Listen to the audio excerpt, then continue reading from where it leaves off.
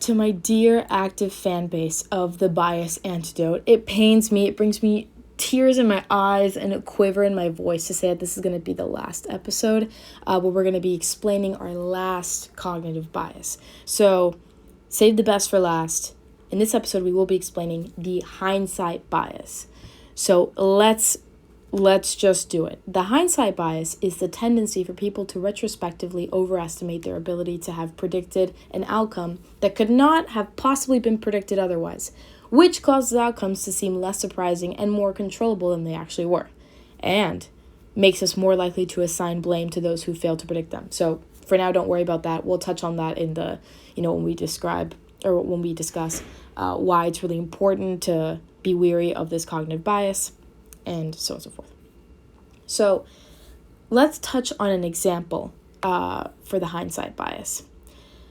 The best example is the number game. You've played this game. Everyone in the world has played this game where someone tells you to pick a number. It can be a number between 1 and 100, 1 and 1,000, 1 and 3, or it can just be pick a number, any number you want.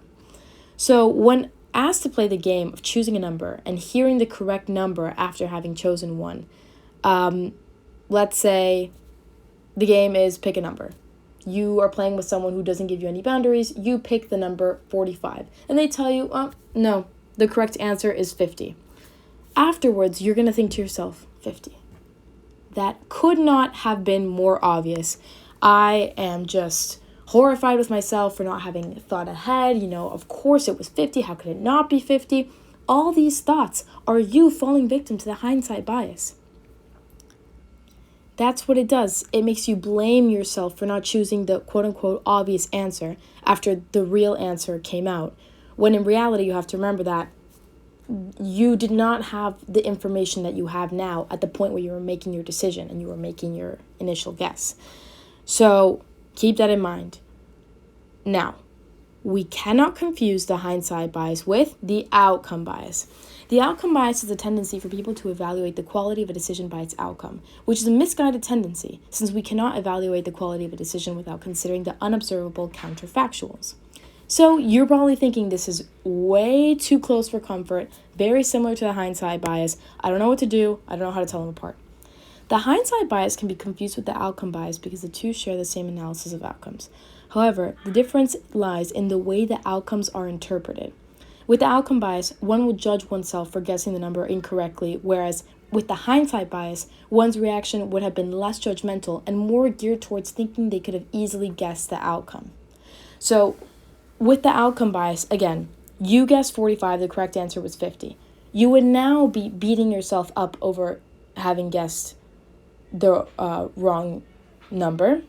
And you would now be thinking 45 was an incorrect, I should not have guessed 45. That was the wrong guess for me to make. When in reality, you had no information as to whether that would have been a correct or an incorrect guess when you made that initial guess. The hindsight bias will tell you that 50 would have been an easily guessable number, which also not true.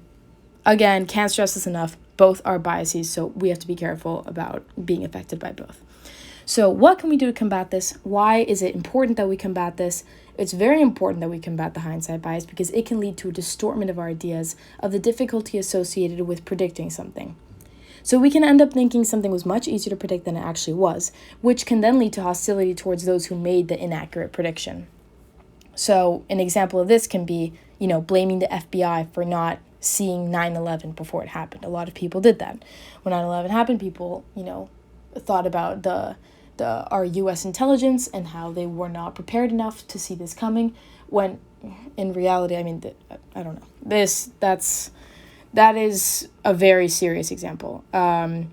So to combat this bias, we can make and note our predictions in advance.